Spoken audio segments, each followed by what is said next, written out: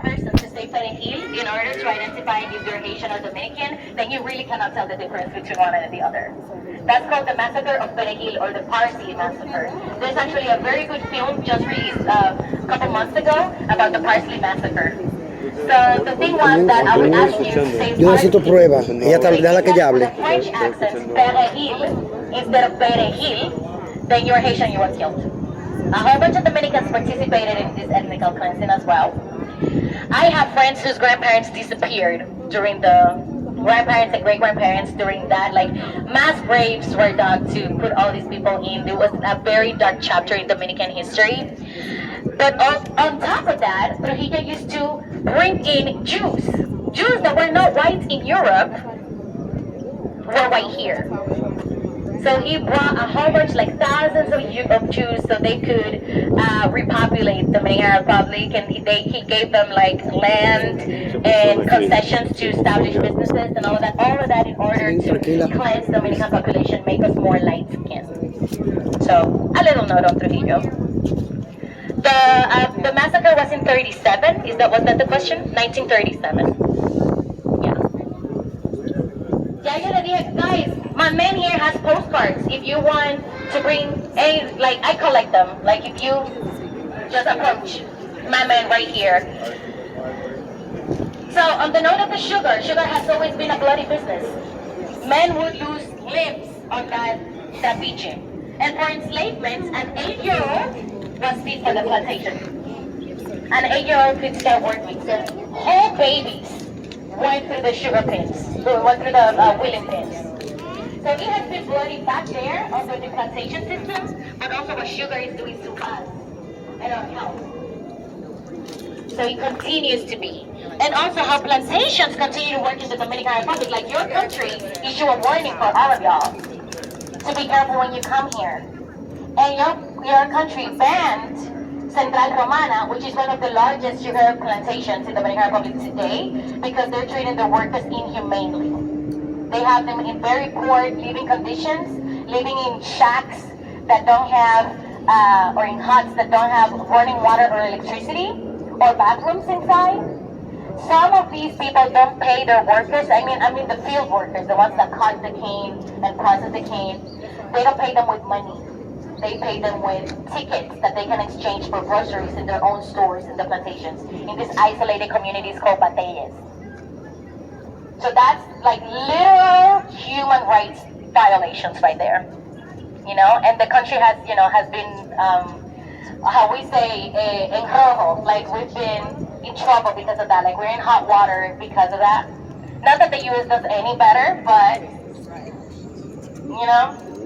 So sugar always been perilous for us, always been negative for us, the business of sugar, to this day. In fact, I worked 5 years for the government, for the Ministry of Education, and I had to drive by the National Palace every day to get to work. I swear, I kid you not, like every week, 2 or 3 times a week, sugarcane field workers were protesting in front of the National Palace to get their pensions. Their pensions are less than $200 a month. It's not a fortune. Many of them are dying off without getting their pensions. Most of these workers are Black Dominicans, but also Haitian immigrants, or Dominican Haitians, meaning Dominicans that are from Haitian descent that work the sugarcane plantations. So, yeah. Any questions on that? Talk about how they treat the Haitians. Right, more with the Haitians. And we're going to address the history and how that tension began, that U.S. had intervention on that. Okay, so nowadays, like this government that we have, let me stand in the shade a little bit. Thank you, my man. Okay, so right now we have one of the most openly racist governments in the Dominican Republic in years, since Trujillo. Openly, like we always dabbled in anti-blackness in the DR because of the colonial mindset. But this is one of the most openly racist countries, governments. So our governments have been taking upon themselves to giving a lot of power to the police forces and to the immigration department. So what's happening right now is like mass deportations of Haitians, but that are unlawful deportations of Haitians that are against Dominican immigration law. By Dominican immigration law, minors and pregnant women cannot be deported. Just not. That's just not. That's not a thing. But in this government, immigration department has put buses in front of maternity wards. And when the women come out with their newborn babies or their little ones, they get taken by immigration and thrown in the border. There was one sister that was lost for 4 days with her newborn baby. Nobody knew where she was because she was taken by immigration and thrown in the border with a new. Kids have been taken. Kids with Dominican school uniforms going to school in Pedernales, which is a town in the border, in the south in the border. They were going to school, a group of 5 or 6 children between the ages of 6 and 14. They were grabbed by immigration, thrown in the border. And that's happening more and more. The way that these people are kept or are taken in these caged trucks. It's like literal trucks with a cage on the back where they're thrown in. And there's a very dramatic video going online right now of a mother clinging to her baby, a baby that could not be more than 1 or 2 years old, through the gate. Because they did not want to take the baby inside because they have been in trouble because of that. So they wanted to take the mother and leave the child in the streets, which has happened before. And so this mother clinging to her baby through the mesh of the gates, and the baby is literally flying like he's outside of the truck. And that's on Dominicans' treatment towards Haitians. Now I'm gonna say something. Dominicans and Haitians have always coexisted peacefully. Like they work together in agriculture, in construction. We live together in communities.